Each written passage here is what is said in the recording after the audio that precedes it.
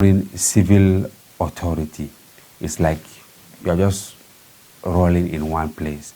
So there is the need for authorities to deploy sister agencies. I'm talking about police, talking about immigration, customs, and civil defense to those places, so that whenever you clear the remnants of the terrorists from those areas, you quickly deploy these sister agencies, and at the same time provide amenities so that people will be able to go back to those areas, so that the terrorists will not have the opportunity to come back. Let me tell you one story that will shock you. In 2014 or thereabout, I was in Maiduguri that time, and then there was a handover between the army and the Borno state government. It was Governor Shatima at that time. The army, after screening people, captured in the course of the insurgency, they realized that around 180 something, they were innocent, so they wanted to give them back to Borno state government. Up till now, that incident is giving me a nightmare. A lady, a young girl, I'm talking about the crisis around children. A young girl was abducted, raped, impregnated, and then left in the wilderness. She was recovered by the military, and then she was kept in custody alongside other people that were arrested but cleared. Now, when they brought them out, this young lady, she was dumb, deaf, pale, and sick, and then she has delivered a baby, and nobody knows anything about her. Where were her parents who even raped and impregnated her? I'm talking about the psychological aspect around children. That's quite a grim picture there. Exactly. So the woman was just there, as if she was not in the world with the baby.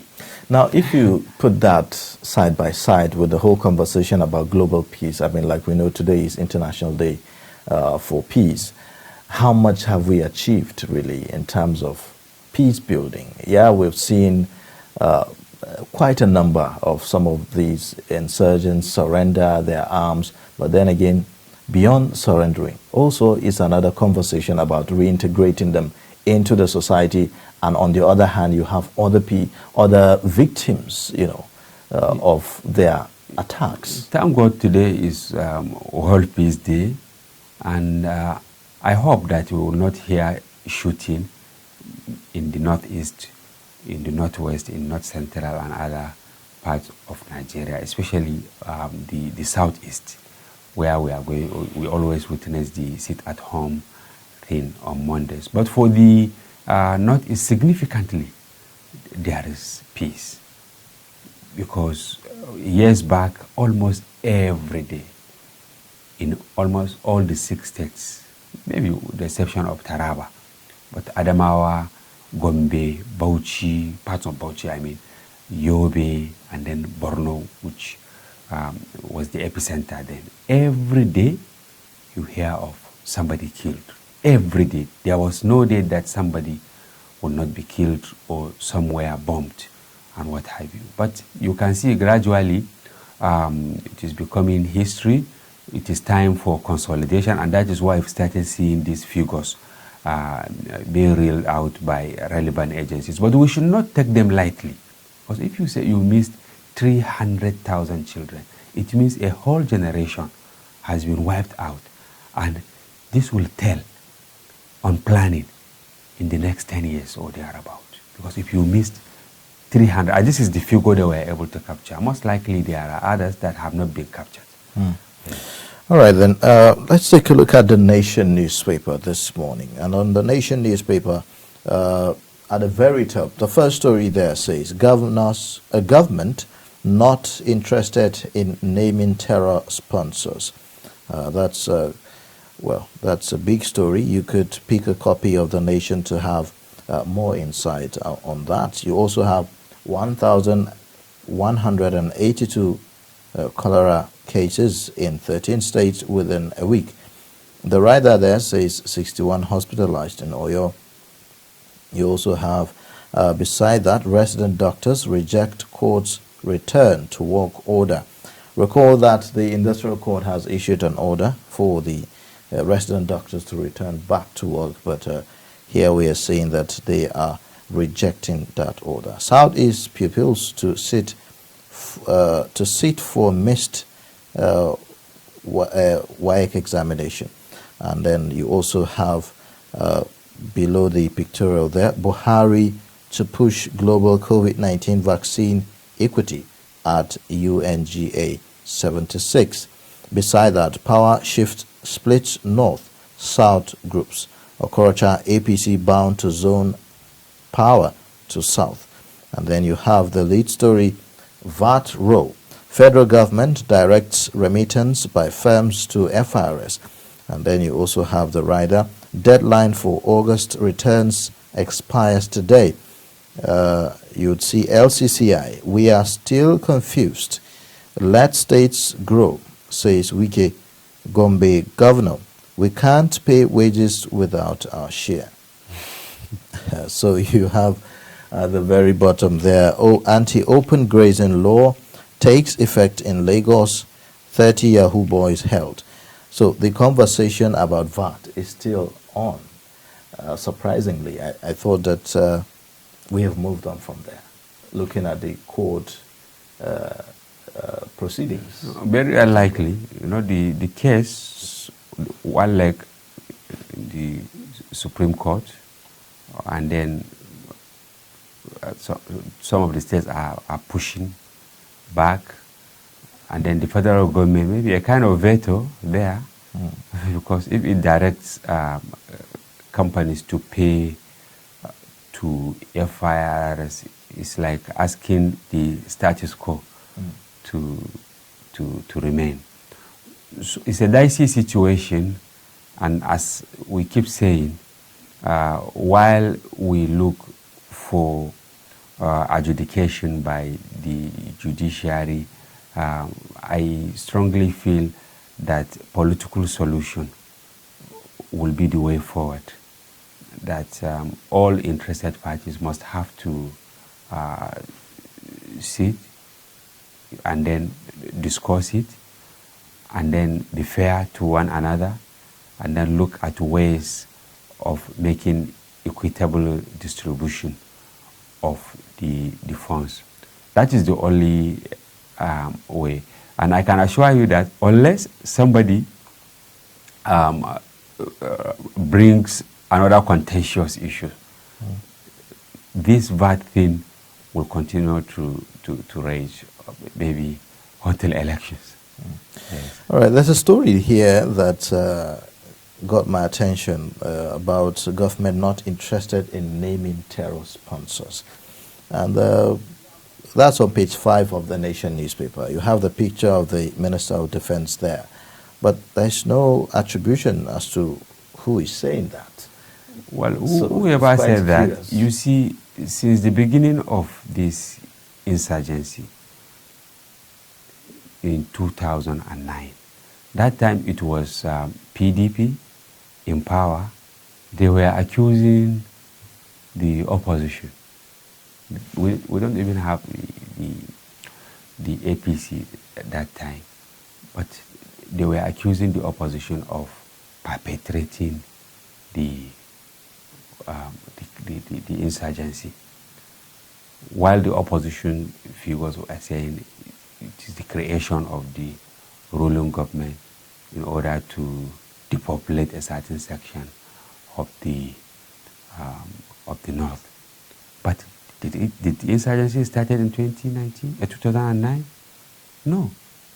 The Boko Haram that we know, it metamorphosed, from, they call it Taliban of Nigeria. This was 2002 when they came to the fore in Kanama, in Yobe State. What am I trying to say? Pure politics. Politicization of the whole conflict. Yes. Instead of looking at it holistically, that it's a national tragedy. Let's address it. You understand? But people are still apportioning blame. And once you keep pushing blames from Mr. A to Mr. B to Mr. C, the monster will remain. Yes. You can see we are celebrating now that the crisis reached the crescendo and it's more or less descending. But it is this politicizing of the whole thing that will now give room for the terrorists to even, plan and then come back in another form. So whether they mention the names of the sponsors or whatever, what Nigerians are expecting is for this government to fulfill one of its campaign promises of ending this thing, before they conclude their tenure. Few weeks ago, they said many of the sponsors are into this BDC business, and many of them have been arrested. We broke this story in Daily Trust. We did an extensive investigation and then collaboration with some of our people in the United Arab Emirates. And then we came up with this story that, look, this is the way that the terrorists were being sponsored from other climes. And then government said, yes, later. Because we even wanted to hear from them, but nobody was willing to tell us something at initial. But at the end of the day, they also keyed into it, and they said they arrested some people. Up to now, they didn't take them to court. What are we waiting for? All right, then. On the Punch newspaper this morning, we have other stories here. We'll take a look at some of them. The first one at the very top, Kogi oil producing status.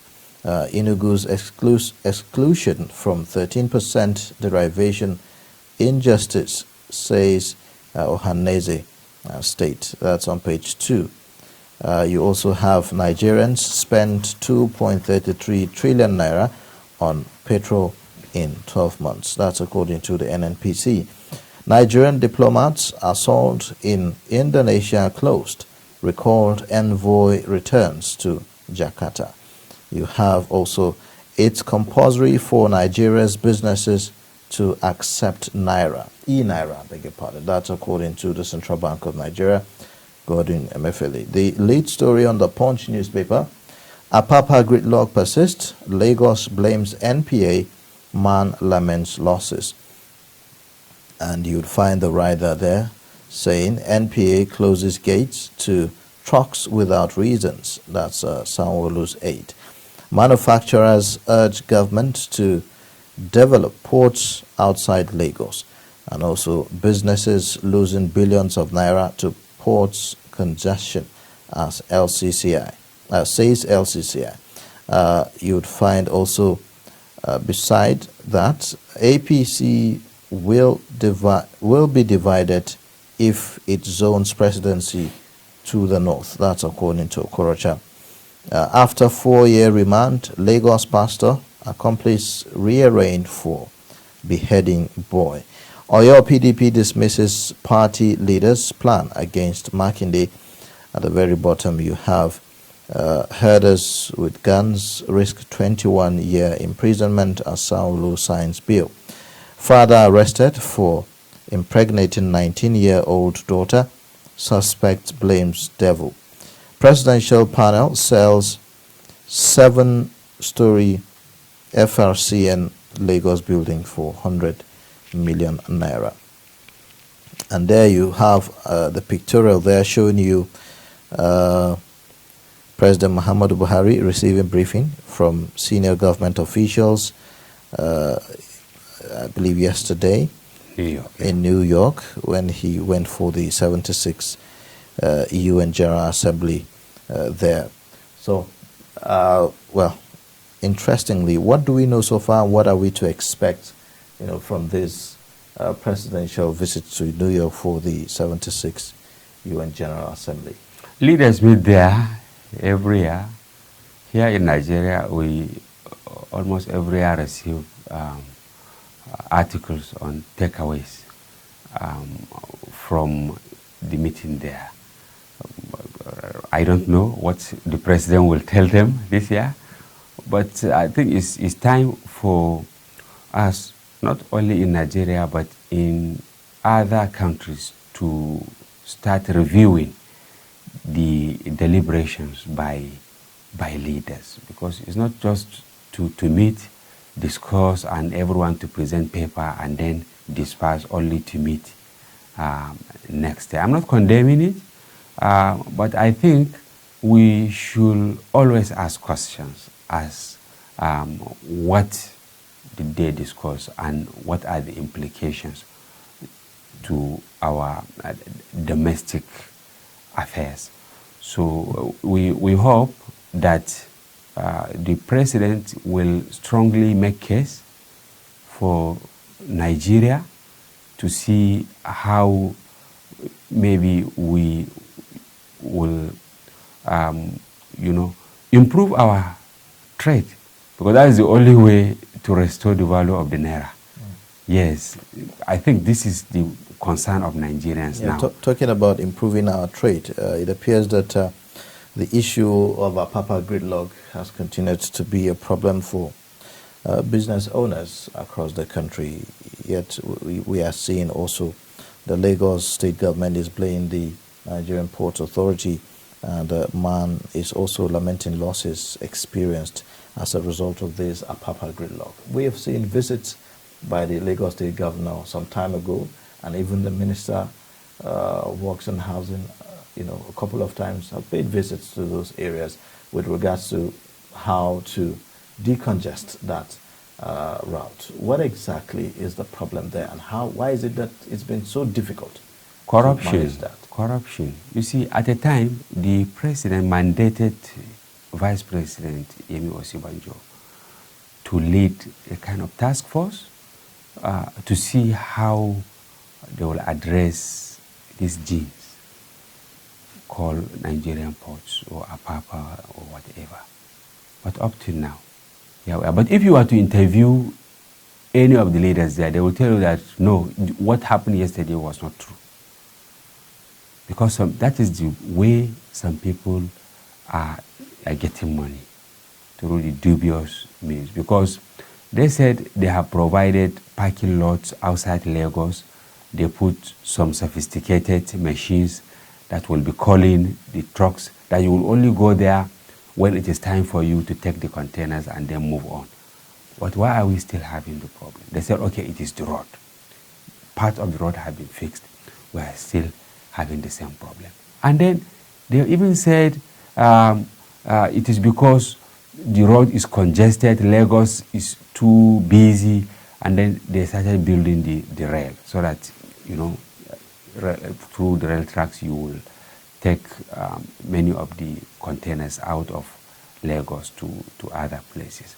But we're still, rigmaroling in one place. So I think there should be a serious... It appears someone is benefiting from the chaos. Of course, I don't want to quote the figures, but I know the figures. They have been saying it, how some few people are getting money almost on a daily basis from this confusion. They just create the confusion, and out of the confusion, if you want to get in, you bribe your way. You give them some money, and then they pave the way for you somewhere. Then you have access to the port. It is very, very sad that up till this moment, we are using analog method to facilitate entry and exit from one of the biggest sources of revenue for Nigeria. And this tells you our story. Isn't it possible, or I would say, where are we as far as the other ports in the country are concerned, as to how can we make them more viable than they are at the moment? You can see one of the riders there said the only way, or another option to solving this problem is by making the other ports viable. Apart from that, are you aware that we even have dry ports? Many of them. And they were all meant to diversify the economy, to decongest the ports. You understand? The president inaugurated the Barrow port in Niger. We did series of reports. Up till now, that port has not been put to use because you don't even have access road, and it was inaugurated. You know, if the rivers will be dredged, some of these ships, you understand, will come as far as Kogi State, go to the southeast and what have you. But you just ask question that, okay, what is wrong? Why is it that we don't have the commitment to solve some of these problems? During Adwa short but useful tenure, you know, he directed for the dredging of some of the waterways. But what happened? Well then, let's take a look at the final paper here. The Guardian is what we'll be looking at. And the first story there at the very top. High electricity costs overwhelm Southeast businesses. You also have the rider saying consumers to pay more for electricity from January 2022. Another rider there says electricity now represents 80% production cost. And 20% of industries in Akwa Ibom, Cross River, have shut down. Households lament frequent hikes. Man calls for urgent intervention.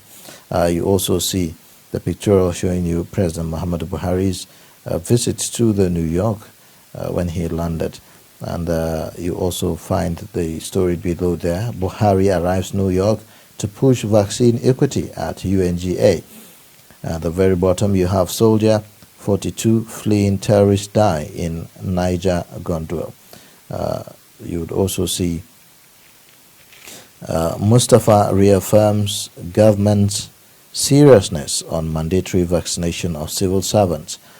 Police arrests 121 kidnappers, recover 20 guns, others.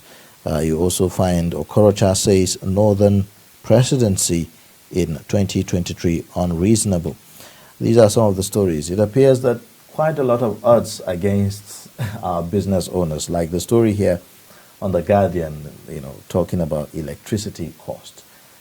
We just spoke about, you know, congestion at the ports, the kind of delays associated with importing, you know, and exporting in Nigeria as a result of this congestion at the ports. Mm-hmm. We also have issue of electricity and other infrastructural needs, you know, that, you know, are impacting negatively on the cost of production and all of that.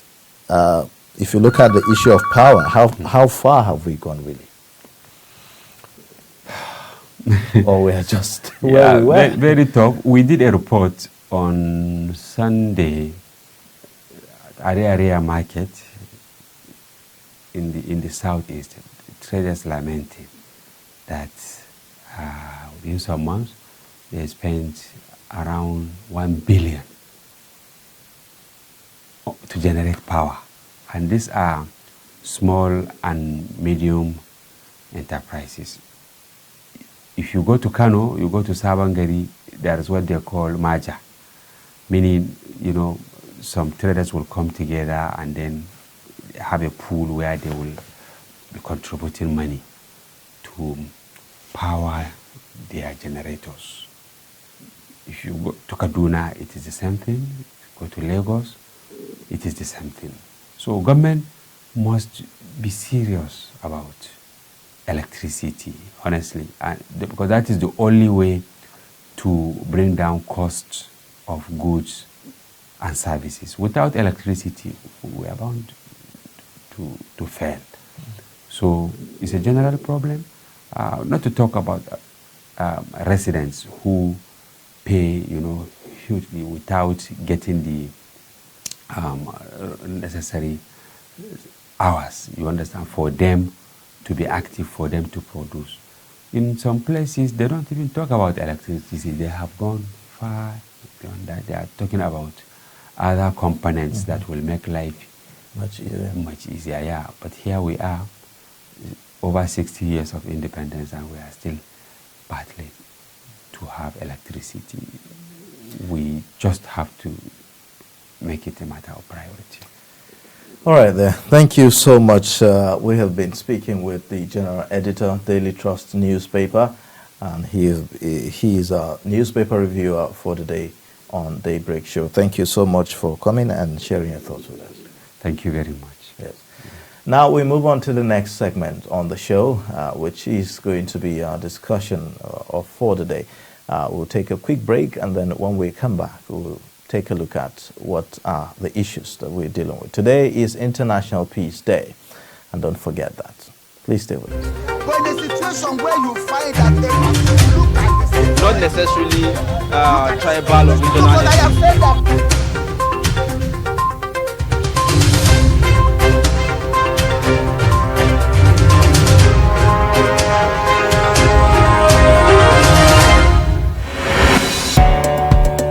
My name is Samuel Dada. Yakubu Isa, ana mana ɗabi da jeji. Aminu Musa.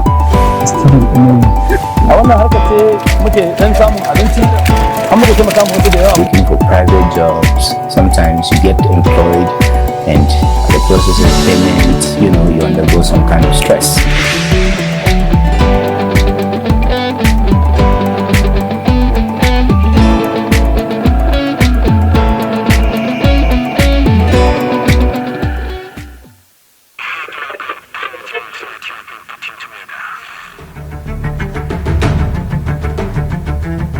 Suleiman, Aya, and Tari, all from the Sulubawa clan, with a unique wealth of culture and deep love for cattle, which truly reflects their sense of family. But over time, everything changes, with no lands for grazing. Experience the incredible story of the Fulani people. Loved ones they must protect, the journey they must take.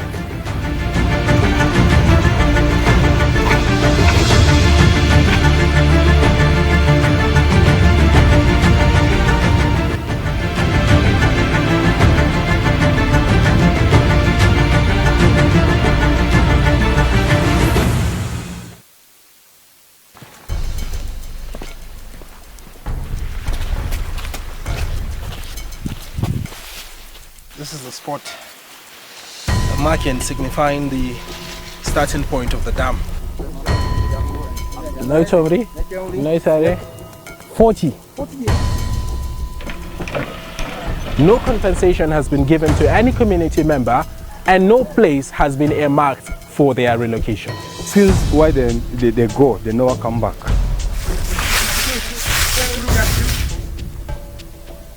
And this is where the hydroelectric power dam is supposed to be constructed.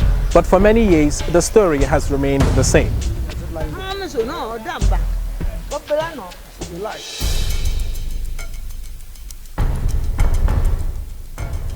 This is the site of the proposed hydroelectric power station in Mambila. But the irony is, no construction has even commenced yet.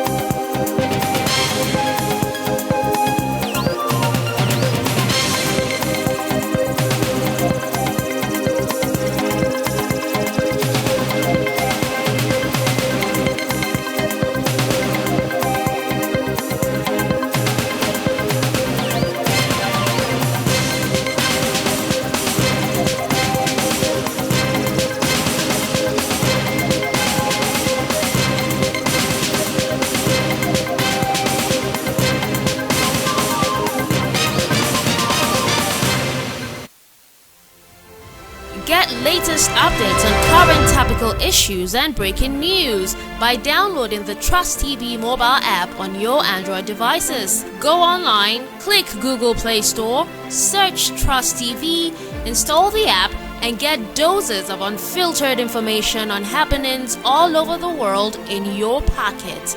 Trust TV, documenting the Nigerian story.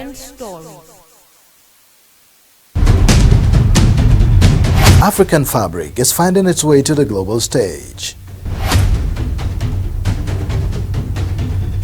But Nigeria is losing out on big textile spenders as the local industry faces imminent extinction. Behind me is the Arewa Textile Mill, established in 1963 and eventually closed down in 2004.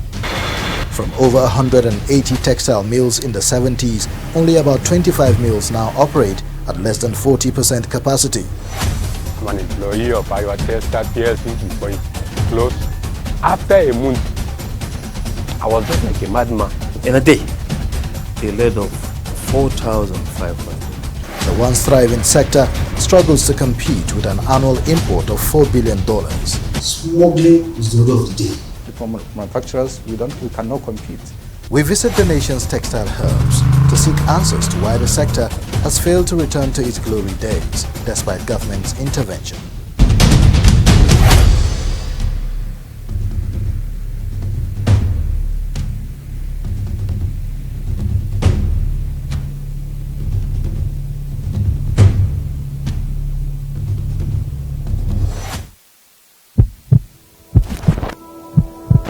The killing of Mohammed Yusuf was deliberate. To me, it was deliberate to ignite a war. We back our army. Let's travel down to Shekau, a community in Yobe State, to talk to Shekau's mother. All right, thank you for staying with us. It's Daybreak, reaching you from Trust Television from the nation's capital in Abuja. We'll go into our first discussion of the day. Today is International Day of Peace. Now, despite several efforts towards peace building, the world has continued to experience conflicts on different scales and across different levels of human endeavor, inflicting pain and misery on humanity. This is because conflict is part of human existence. But how best can conflict be managed in a world plagued by poverty, inequality, among other related issues? With ethno-religious intolerance, injustice, lack of economic development at the front burner, Nigeria has continued to experience conflict in different forms. To discuss this, we have joining us S. Charles Odenigbo. He is the editor-in-chief, the Post Express newspaper. Former manager. I'm the current CEO and editor-in-chief of the Media Today International. Okay. Well, good morning, and it's good to have you join us. Good morning. Thank you for inviting me. Yes. Now, today is International Day for Peace, and we would like to get perspectives on some of the feats that have been recorded as far as peace building is concerned at the international level and also at the local level here in Nigeria. As far as, talking about cessation of hostilities and violence, where are we at the moment? Looking at the world level, the United Nations made effort 1981 to introduce Peace Day, a day for peace across the world, so that different countries in conflict situations and crisis situations could cease fire and maybe take a breather and find out if they can really create an environment of peace. By 2001, this had become a serious day that all countries in the world are now began to observe. And here we are today. I think today marks how many years? That will be giving us close to 4 or 5 decades now. About 4 decades now that this Peace Day came into being. The question is, in those 4 decades, what will we say the world has achieved? In the last 4 decades, we have experienced unprecedented conflicts across the world. The Middle East, the Gulf states, the crisis conflict between Israel and Palestine and the rest of them over Gaza's Strip has not abated at all. In fact, it has intensified. We have witnessed crises in Afghanistan, Pakistan, and a host of all those countries in Asia and the rest of them. In Africa, the story is worse. And you look at the crisis in Rwanda, you look at the genocide that took place in Rwanda. Can we be talking about peace with such things? You look at Sudan, the crisis in Sudan, the conflict in Sudan has not abated. You look at the crisis in different pockets of Africa, and you will notice that the concept of peace as a political word is something that is daunting for any nation or organization to attempt to deal with.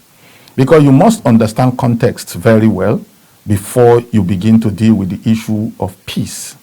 And the constant context that creates tension that the world have failed to understand is that peace is a spiritual matter.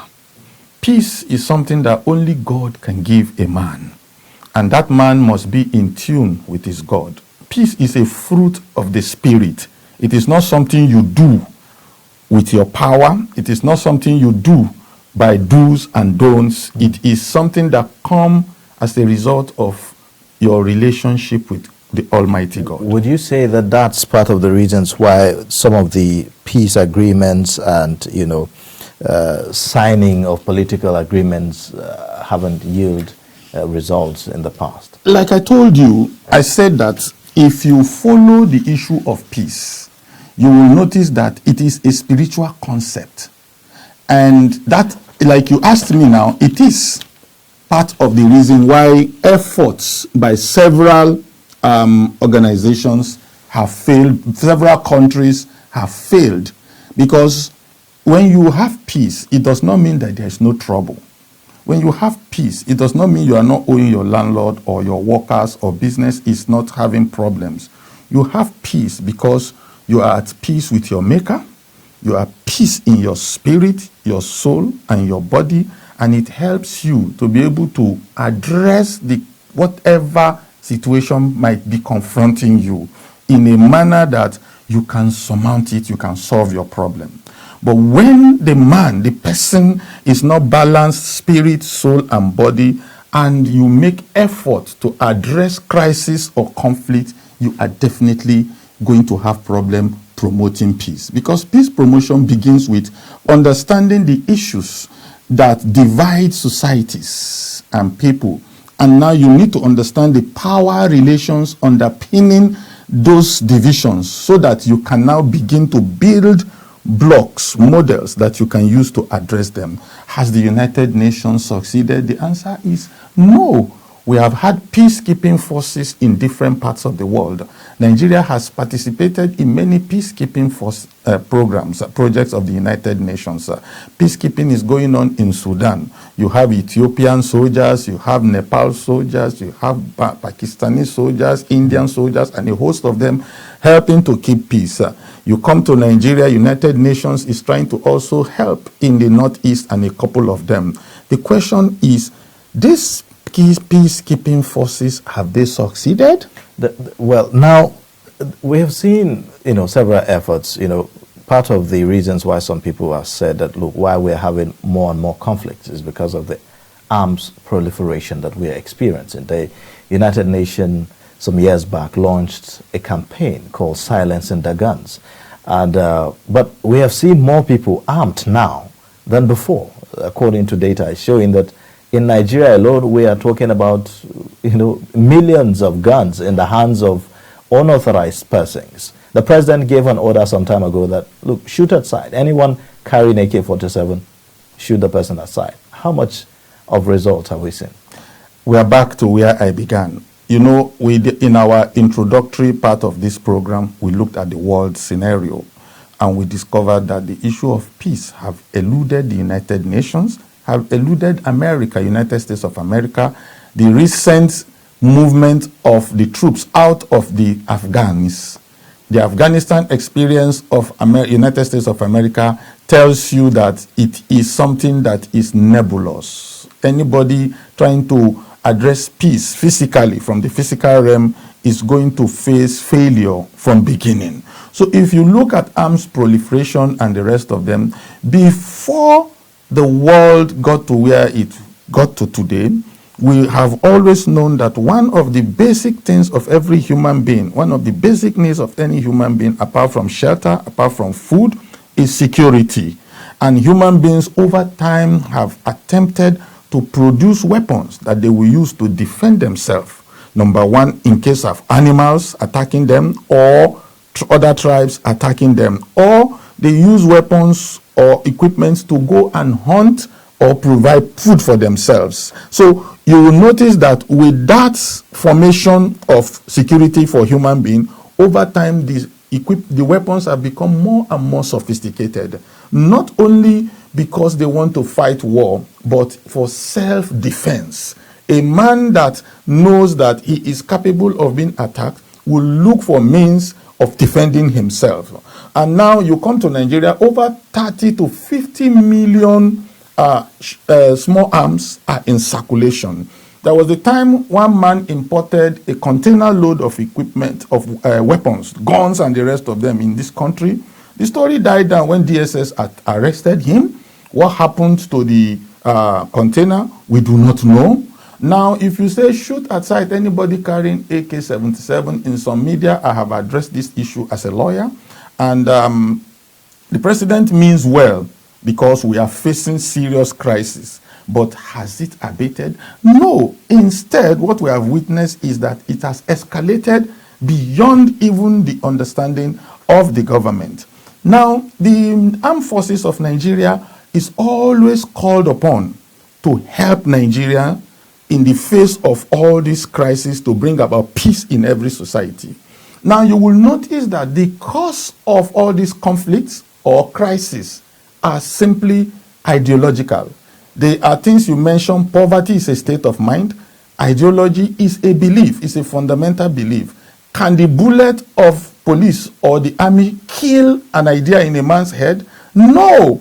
These ideas have been transmitted to other people. Children have watched things. They've grown in societies where they see ideas transferred from one generation to another. So they are carrying a lot of baggages in their heads. Now, how many bullets do you need to kill it? So you need to, first of all, understand the context within which human beings are agitated or are in crisis or are in conflict situations. They may not... So let me just cut you there. Now, in the case of Nigeria, yes, in the context of what we are looking at, some have said we have the issues of injustice as part of reasons why we're seeing this kind of conflicts here and there. Where does it seem like we are heading when it comes to issues of injustice and loss of confidence by people on the state? When you begin to hear state governments themselves say that people should defend themselves and all of that, where does that leave Nigerians? We have reached a level where our political elites, who are the perpetrators of the conflict context of the crisis institution, they are the beneficiaries. They use it to come into power. You and I will sit down in a place, watch film, discuss, watch football, and there is no quarrel between you and I. An Ibira man or Ibira lady and a Kanuri lady, they will sit down together, they will discuss, they will enjoy themselves. There will be no crisis. Now, where is it that the crisis come from? Why is it that we have the 6 geopolitical zones having different issues? It is because the leaders have created a scenario by which they came into power. Now, when they got into power, they did not address the crisis that they left behind them. Now, these crises have snowballed into crisis situation or conflicts, and they do not know how to handle what they have created for us. And then the media is also reporting what is happening, and different people are communicating. Now, in your communication, you have to be sensitive. We call the Northeast insurgency and terrorism. We go to the Northwest, we call it armed banditry. We come to Southwest, we call it dangerous crime, organized crimes. And now we have within the Southwest agitation for separate Oduduwa Republic. You go to the Southeast, you have agitation for Biafra state, separatist agitation, IPOB and the rest of them. You go to the South, you have militancy, pipeline vandalism and the rest of them. You come to the North Central, you have more of the issue of herders, farmers, crisis. And so then you now have terrorists recruiting young persons, innocent young persons to indoctrinate them. And then you have the media nationwide reporting all of these things. The media cannot cook up stories. The media will only report what is going on and what is happening. The question then is, what are we communicating to the society? There is need to understand the conflict-sensitive communication component for you to deal with the issue of peace in human beings. Then you need to understand the conflict-sensitive approaches or actions that need to be taken.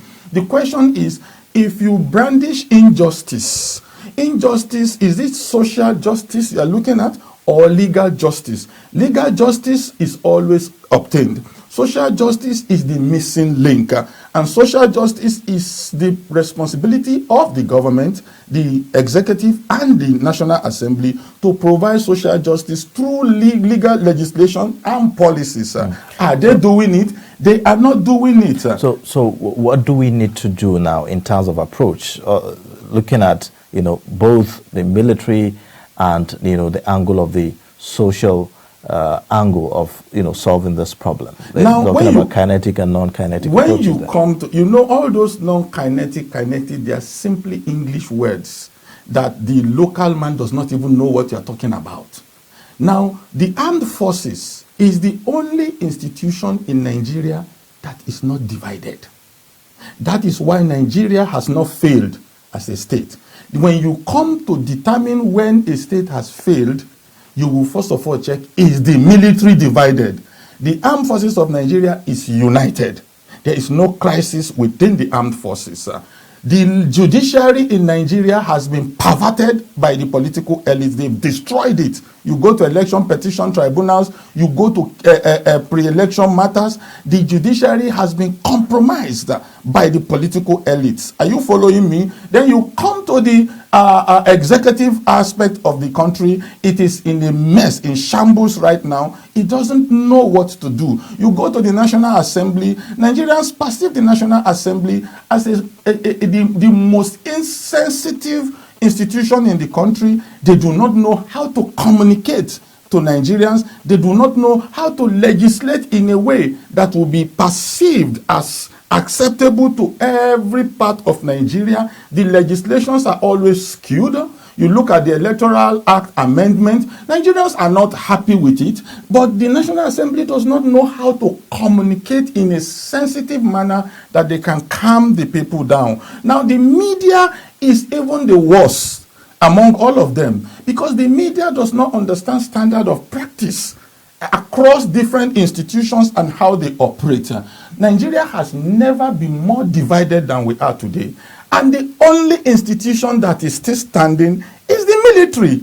And so what does the military need to do? The military is the one that has to begin to communicate in a manner that Nigerians can understand them. Because Nigerians no longer understand other institutions. And so you have people going to fight for themselves, defending themselves, insurgency, herders, farmers, crisis, because they don't know what to do anymore. And the Nigerian police force is bereft of ideas completely. So we need to go back to our communications first and foremost. We must learn how to speak and by avoiding hate speech. We must learn how to speak by avoiding dangerous speech. We must learn how to emphasize facts.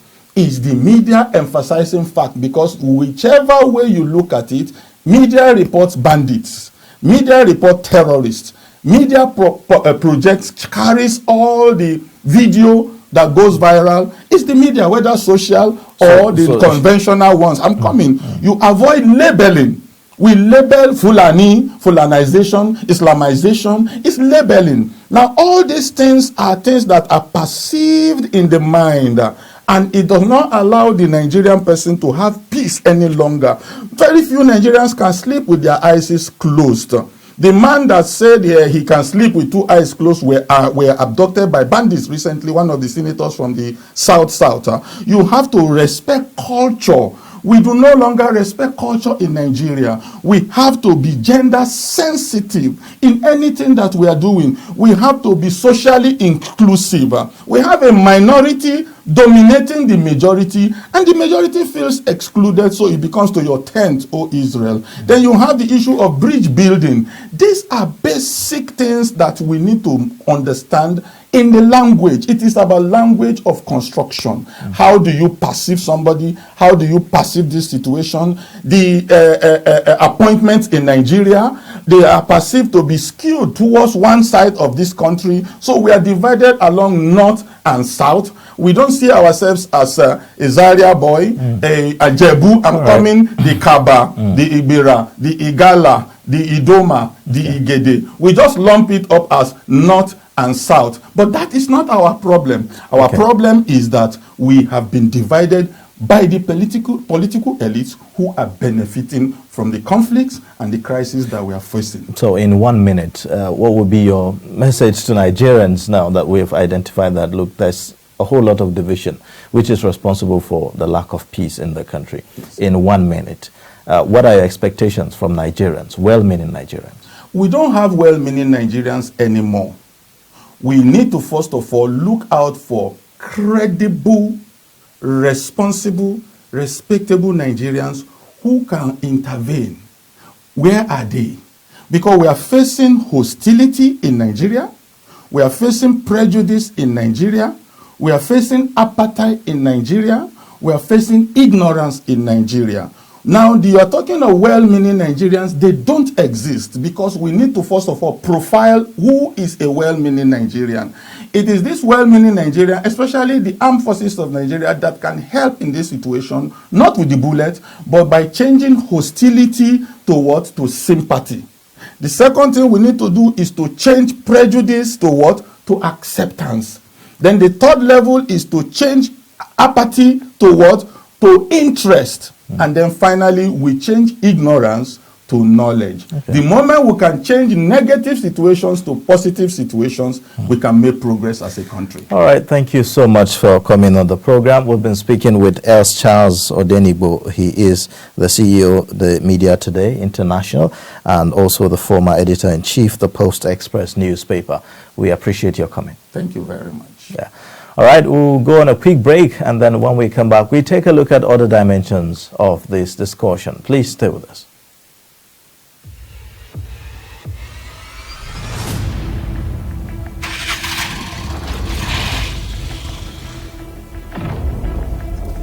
Nice to see you, sir. You got a 10-year-old son, a 12-year-old son. He's a shield boy. Yeah. And how did he get to that stage? You allowed it to happen. You allowed it to fester. It's like a cancer. It's a failure of the family, a failure of the society, and a failure of governance.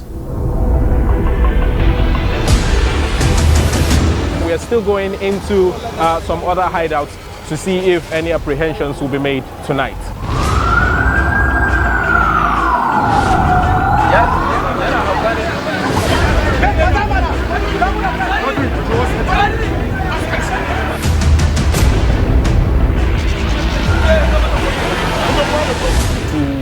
To operate within the context of the law with much respect to human rights.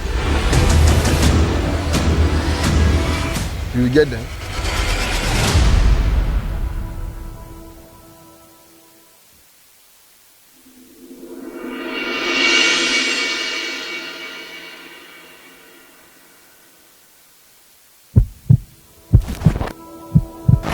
The killing of Mohammed Yusuf was deliberate. To me, it was deliberate to ignite a war. Equipment our army. Let's travel down to Shekau, a community in Yobe State, to talk to Shekau's mother. I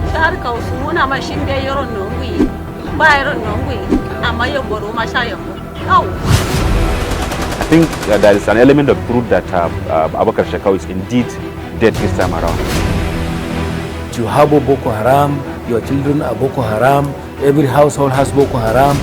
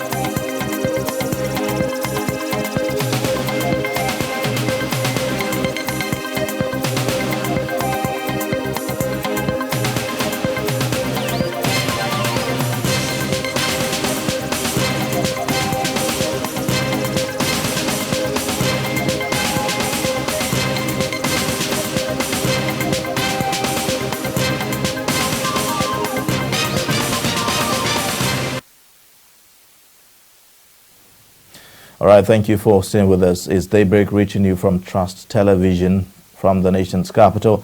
And yes, we have been discussing the issue of the International Day for Peace globally. It's been recognized today and commemorated. We spoke with a guest earlier where he gave us his thoughts on the recent happenings globally and, of course, in Nigeria. We are now being joined by Tolu Ojeshina, a program manager, Citizens Security. Yeah, welcome on the program. Thank you for having me. It's good to have you. So, Citizens Security. Fortunately, that's the conversation that we are having now. Where are we in terms of peace building in Nigeria with all the things that we have been seeing in recent times? Okay, I think I would say that it depends on what context you're looking at it and which of the peace actors, so to speak, that you're trying to examine. So for instance, if you're looking at it from the interventions of the government, and if you're speaking to the government will tell you that they are moving in the right direction and taking the correct steps, but the perceptions that are being put forward by the people, it seems that they have a certain level of mistrust and a certain level of disbelief towards the efforts that the government is putting out. So, like I said, it depends on who you are talking to and how you are looking at the situation. In Nigeria, because we are so diverse, peace is relative in different contexts. If you are speaking to somebody from the southwest or south-south, which might be the most relatively peaceful place in the country at the moment, not saying that it's completely peaceful, but if you're comparing it to the southeast with the secessionist movements there and the northeast with the insurgency happening there, you would say that those regions are relatively peaceful. The northwest, of course, with all the banditry and all that's going on in those areas and kidnapping of children and all of that. So I would say where we are right now, it's pretty obvious that we have regressed quite a bit. But I think the responsibilities of the different actors, including the citizens, including civil society organizations, which I am a part of, including the media, and all of that, those roles and those responsibilities need to be clearly articulated so we can actually understand who is responsible for peace building in Nigeria, who needs to be doing what groups need to be included, then we can then have a holistic view about whether or not Nigeria is actually a peaceful place. Yeah. Well, you know, some will say that, well, security, peace is everybody's business. I mean, everybody in Nigeria, Nigerians generally must take responsibility and all of that. But we all know that someone has to take responsibility, like the bulk of the responsibility, you know, in what we're dealing with. How do you, or would you respond to recent calls by certain state actors, you know, for Nigerians to defend themselves, you know, in the face of aggression? I think it's unfortunate because it's something that has come out of the situation that we found ourselves. Like I said, people do not trust the institutions. But like you mentioned, the onus and the responsibility is on the government to protect its people. That is the mandate that it has. So when people say that security is everybody's business, I agree to a certain extent, but also it makes it seem like as if you are passing the buck of the responsibility to people that cannot do much about it. People like you and I are privileged because we have information, we kind of understand the context, you can read the news and analyze things. But if you look at people that are living within contexts where they have no power, how does security become their business, so to speak? What can they really do that would affect any concrete change within their societies or within their communities? So security is everybody's business, but I wouldn't say that the reason why certain states, for instance, have decided to set up their own security apparatus is because the existing structures are not functioning as they should, and that is the problem that should be tackled. Rather than passing off the responsibility to the rest of us who are bloody civilians, it should, the institutions that should secure the people need to be strengthened. I think that's where the focus should be on. Yeah. So now in building peace, there are certain things that, you know, some will say needs to be addressed, you know, aside the fact that, yes, we of course have the state take responsibility in terms of guaranteeing safety and all of that. But there are other elements that determine peace. Take us through that, and how well are we doing in making sure that those things are in place? I think one thing that's very important for me is sustainable peace, right? So doing things that would ensure peace, but ensuring that that peace lasts long. That's the whole idea. And I think one very important conversation that needs to be had to ensure that is inclusion. You can't have conversations around peace, around conflict resolution, around peace building, and exclude certain demographics or exclude certain people within the country. Those kinds of conversations mean that you are only focusing on peace for a particular set of people and not for others. And I think that's one thing that's important. So it's inclusion.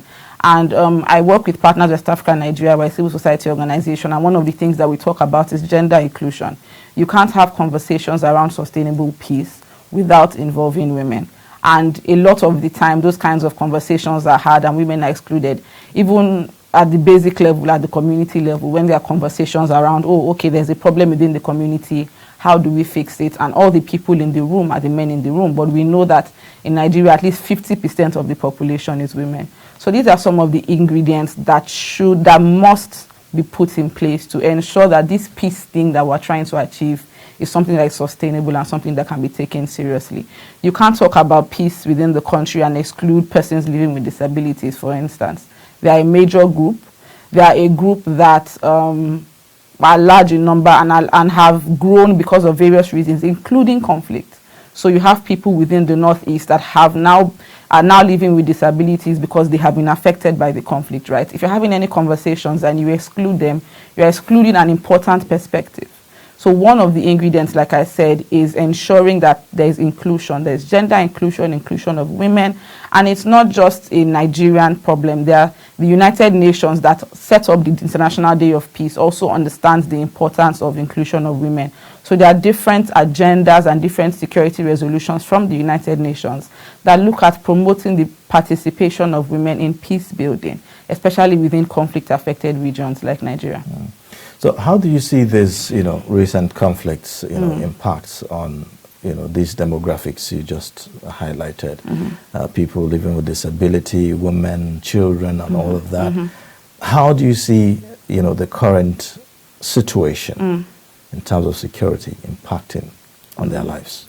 I think I want to talk first about children. We know what has been happening in the Northwest. My organization, we convened a dialogue recently around school kidnappings, and in the last 2 to 3 years, over 1,000 students, almost every day you hear of a school being attacked in Zamfara and in Katsina. And it's unfortunate because a lot of these children are released, but then people are not understanding the traumatic effects it would have on them.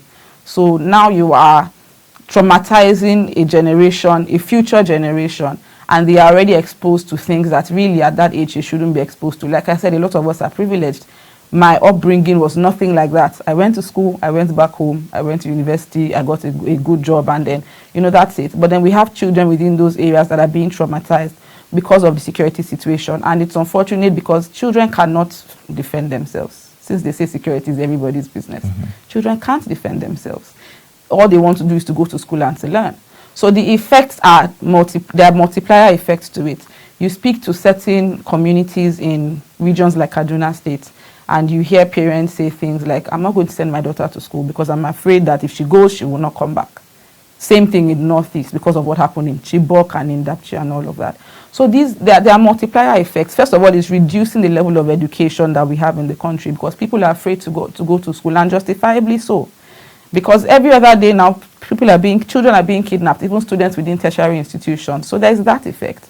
Then there's the effect it has on women. I always say that the conflict, for instance, that we have in the Northeast, the effects on women are disproportionate because apart from the fact that women are being killed, and so are men, women are being kidnapped, forced into marriage, raped, having forced pregnancies, and all of that. And then it's creating such a strenuous and tenuous environment in that region that women are not comfortable living there, that this conflict has so many impacts. You hear of stories of girls that were kidnapped and forced to marry and have gotten pregnant and were released, thank God, or have managed to escape. But now their communities do not accept them anymore because you are seen as the wife of Boko Haram. You understand? So that sort of person now, where does she find peace? Where does she find succor? Your community has rejected you. You are coming from a place where the insurgents or where terrorism has had such a great impact in your life. So the same goes for persons with disabilities. They do not have the same, they should have, but they do not have the same privileges and rights that other people have, right? You see that legislations are made and they are not considered, even simple things as access to certain places. So these groups that are vulnerable, these groups that are marginalized, it's important for them to be part of that conversation so you can get their perspective. That's it. Very important to the conversation about peace building is the issue of reconciliation. We have an issue at hand at the moment where we have thousands of, members of Boko Haram or fighters surrender, and government is saying, well, we are granting, not amnesty per se, but we are accepting them and reintegrating them back into the society. And on the other hand, you have people who were victims of these same people are now having to live side by side with them and all of that. Not many Nigerians are disposed to the idea of reintegrating them back into the society. What would be your thoughts as far as that is concerned?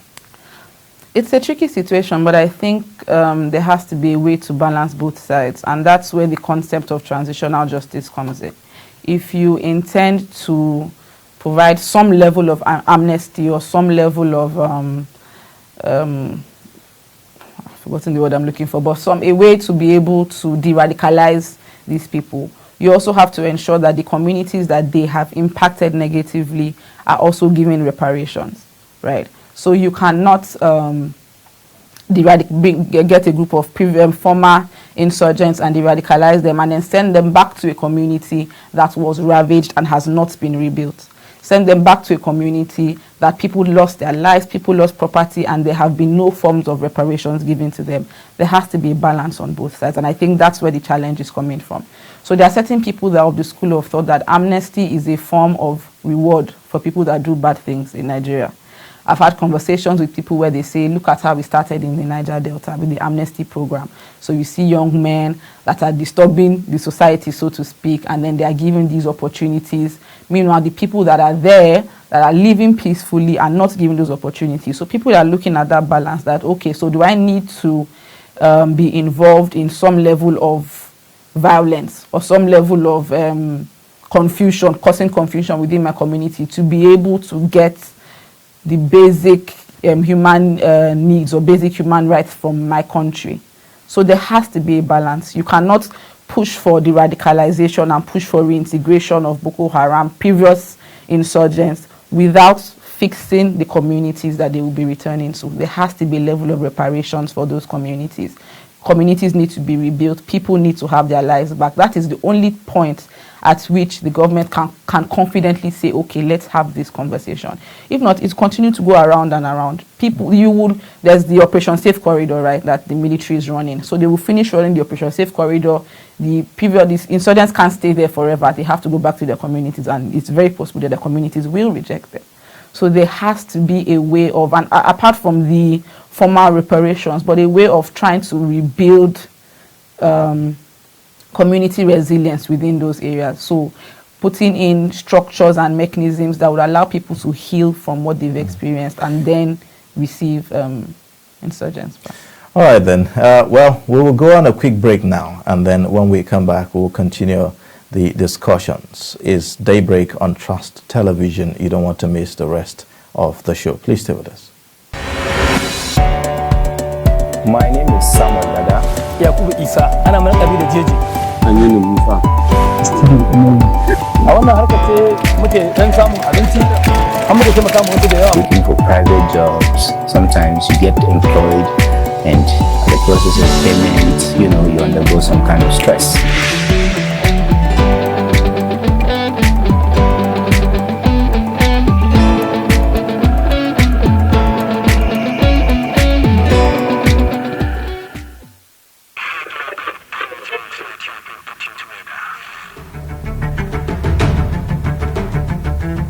Suleiman, Aya, and Tari, all from the Sulubawa clan, with a unique wealth of culture and deep love for cattle, which truly reflects their sense of family. But over time, everything changes with no lands for grazing. Experience the incredible story of the Fulani people. Loved ones they must protect, the journey they must take.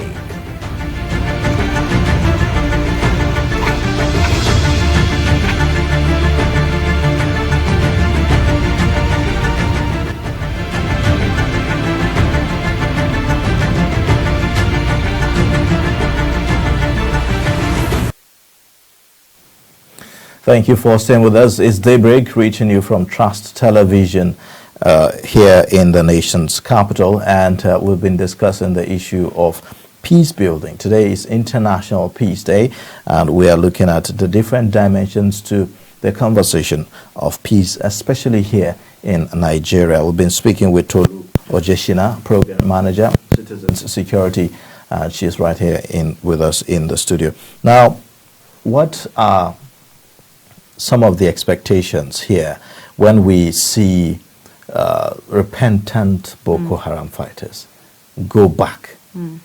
We have heard stories like that.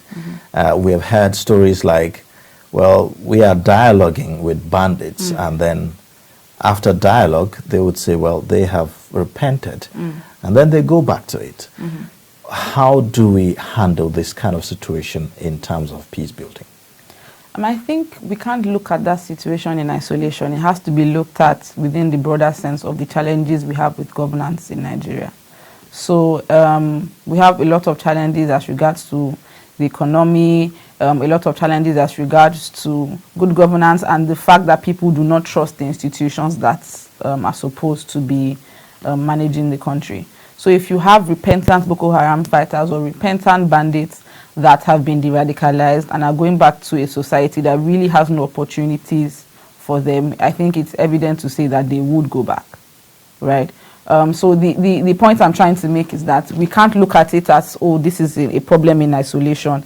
We've done our amnesty program for them and they are still going back. What do we do? It's because of the larger problem we have with governance in the country, the larger problems we have with unemployment in the country, the corruption that leads to people not being able to access basic human needs like healthcare and food and all of that. So it's not something that can be looked at alone. Right? If not, we'll keep going around in circles. The reason why a lot of people, there are certain people that just have, how would I put it, despicable characters, and a life of crime and causing confusion is what is appealing to them.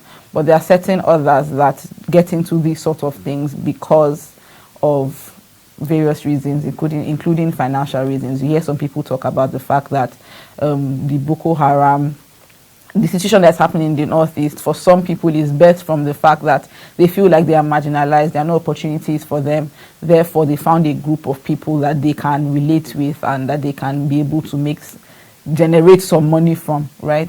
So the point I'm trying to just make is that it's not something that can be looked at alone. You have to look at it in the broader sense of the other weaknesses and the other areas where the Nigerian government needs to do better for you to be able to have any sort of amnesty or de-radicalization program that actually works and is sustainable.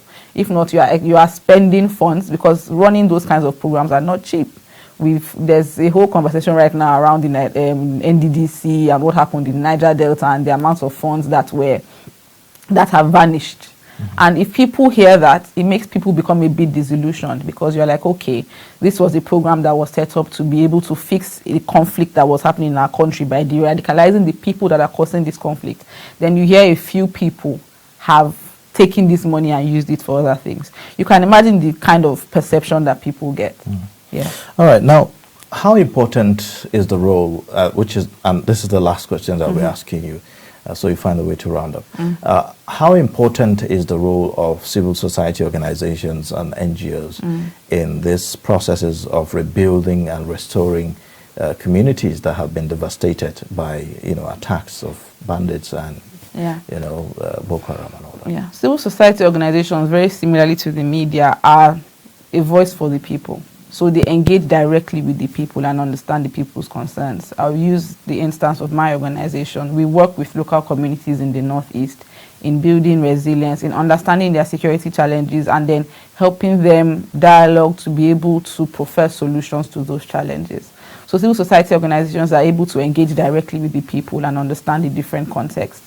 They also have the knowledge around mechanisms and structures to be able to sustain peace, to be done in a democratic way, to be done in a way that is inclusive, and to be done in a way that brings all parties together, including the government. Sometimes government approaches to things can be very one-sided, right? Because they are looking at national interest and national security. So if you're looking at an issue that broadly, it's a bit difficult sometimes to hone in on the specific challenges. And that's the role of civil society. We're able to understand the context in the different regions, understand why peace building in the Northeast is different from peace building in the Southwest. Understand what's happening in the Southeast. There's a follow-up to that, which is that how much of partnership have we seen between the government and all of these civil society organizations and NGOs? Because you have said that they have the information, they have the knowledge of the dynamics, at the grassroots level. So I think that there should be some kind of partnership. And how much of it have we enjoyed? I think there's partnership to a certain level, but however, I would say that the civic space in Nigeria is shrinking, meaning that the Nigerian government is not necessarily too open to engaging with civil society and too open to receiving that kind of constructive criticism. That's a whole other conversation, but you see how there's a clampdown on the media, there's a clampdown on civil society organizations releasing certain information, there's a lot of mistrust between those groups. So yes, partnership is important, and there have been partnerships, and my organization is one of the organizations that has been able to engage with the government constructively in different regions of the country, but I think it can be better. I think if the different perspectives are brought into play. Like I said, the government looks at it from a certain dimension, which is national security. So the entire country is important to them. But then civil society organizations also need to be engaged with to ensure that we're not missing out the lower level issues in a bid or in an attempt to address the larger problem. All right then. Well, thank you so much for joining us on the program today. We are really glad to have you in the studio. We've been speaking with Tolu Ojeshina, a program manager, citizen security, and she has been, telling us and sharing with us some of her experiences as far as peace building is concerned. Don't forget, today is International Day for Peace, and which is why we are having all of these conversations. Thank you for coming again. Thank you so much. All right, we'll go on a quick break, and then when we come back, the show continues. Please stay with us. My name is Samuel Dada. Yakubu Isa, ana mana kabila jeji. Anyani Musa. A wannan harkar ce muke dan samun abinci, har muke taimaka mu wasu da yawa. Looking for private jobs. Sometimes you get employed and the process of payment, you undergo some kind of stress.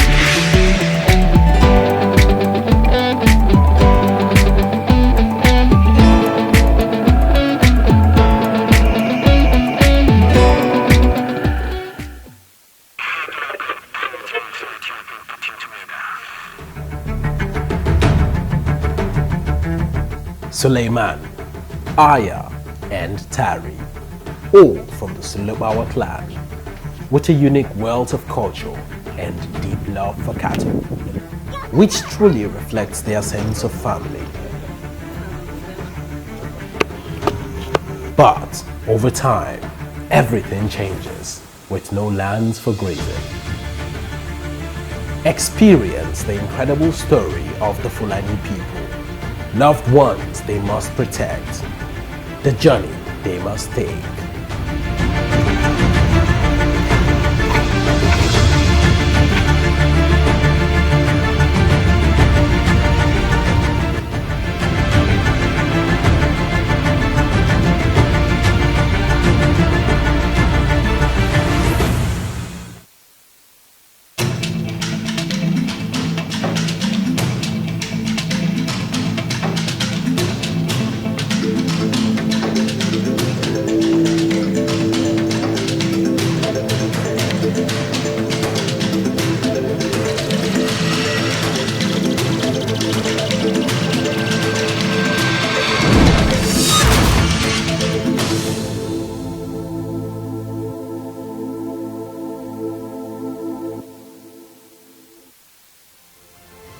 Get latest updates on current topical issues and breaking news by downloading the Trust TV mobile app on your Android devices. Go online, click Google Play Store, search Trust TV, install the app, and get doses of unfiltered information on happenings all over the world in your pocket. Trust TV, documenting the Nigerian story.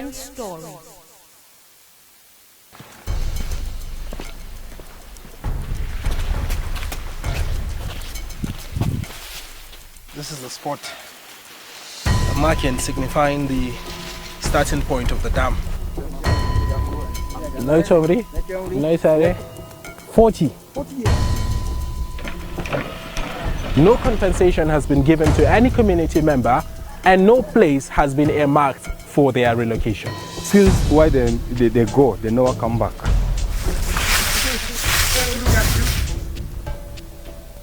And this is where the hydroelectric power dam is supposed to be constructed. But for many years, the story has remained the same.